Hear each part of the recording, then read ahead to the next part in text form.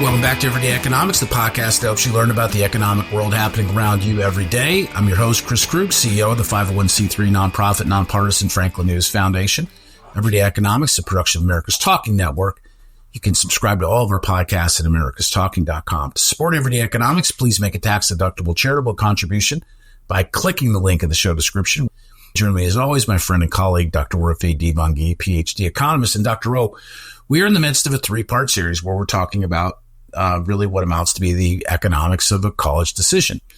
And, you know, when you and I talk about the economy is not numbers, it's people. And so in the last episode, we talked sort of about the cost value matrix, the decision of whether to go or whether to not go.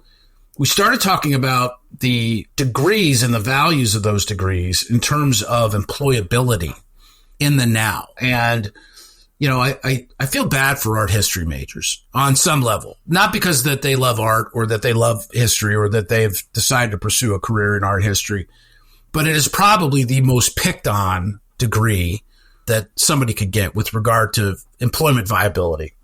And of course, it comes in at or near the bottom of this list in terms of employability and has, you know, I believe the highest rate of people who are unemployed. And I think that you said the number was 8%. But let's talk about, you know, the economics of a college choice. I mean, the average college degree now, and, you know, when you take a look at it, you know, there's been reporting on this and how much tuition is and, you know, what it is. And, you know, that's largely dictated by where you go.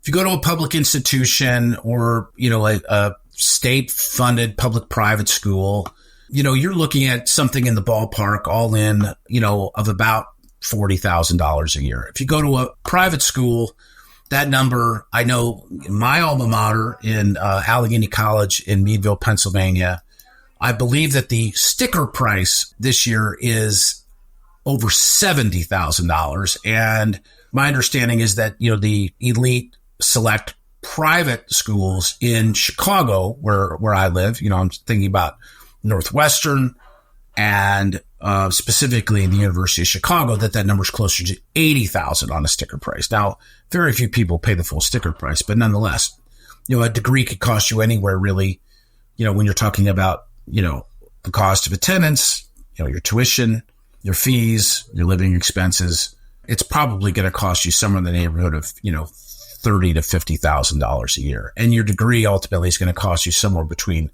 $120,000 and, you know, in all likelihood, $160,000 over a 4-year period of time. And you have to borrow against that. The rate, just to be clear, is 5.5% right now for federal loans.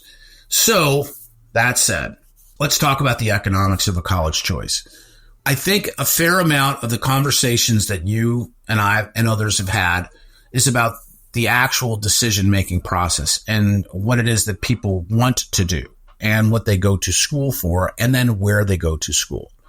What is your view on not the cost of college, but the choices that are made regarding colleges and the current state of this workforce? Well, look, at the end of the day, right? So I think people have the right to sort themselves into whatever the heck they want to study, right? And whatever skills they want to pick up. I think the move to get away from having to go to college to acquire skills and get a job to like a skill-based hiring approach is a wonderful thing.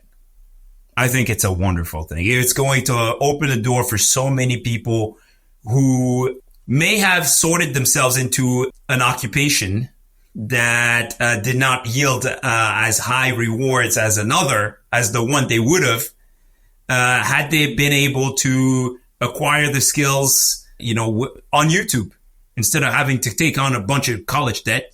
So also the work from home. Why do we talk about work from home so much? You know, the flexibility that a hybrid work situation or a work from home situation provides will also allow a lot of people who would have sorted themselves into maybe a fine arts degree, right, to go into maybe a different type of degree that will pay more, you know, over their lifetime with a much lower unemployment rate. And so there are some beautiful things that are happening in the world today that really could improve the way jobs and workers are matched and could have positive productivity consequences for the U.S. economy as a whole.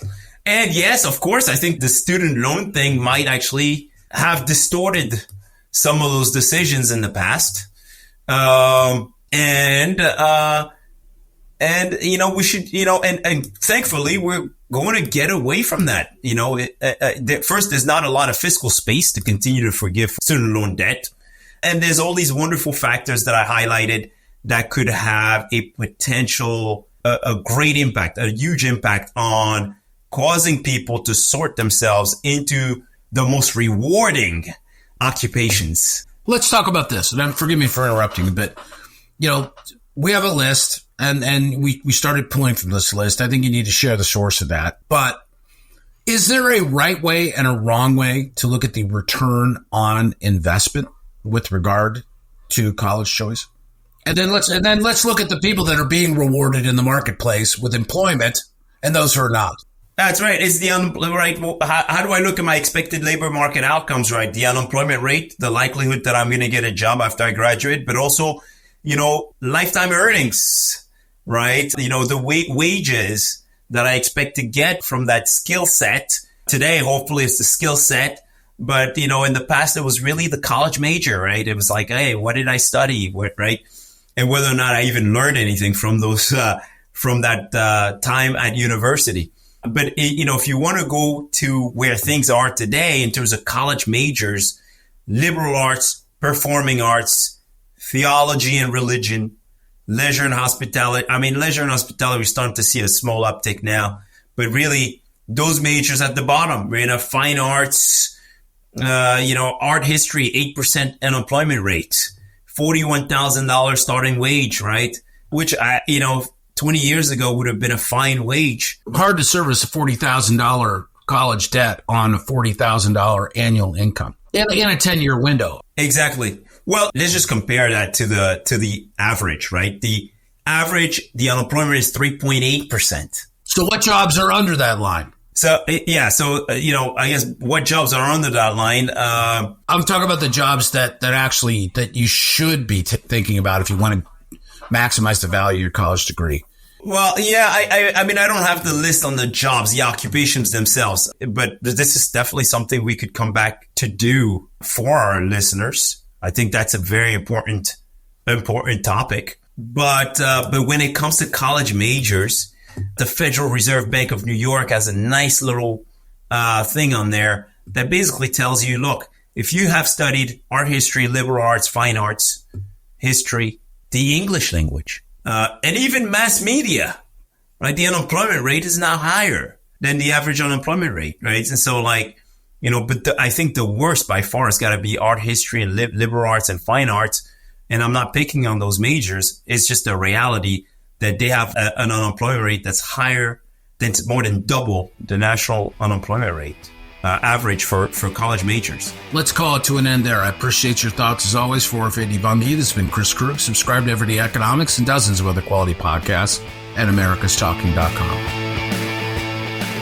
Knowledge is power, and you deserve to know what happens in your state government. That's why the Center Square's reporting zeroes in on state authorities publishing stories that show where your money goes and who spends it. The Center Square gives power to the taxpayer by tracking politicians' use of the people's money and demanding transparency from state-run agencies. This is how the Center Square equips you, the American taxpayer, to hold your state government accountable. Sign up now for your state's Center Square newsletter at thecentersquare.com.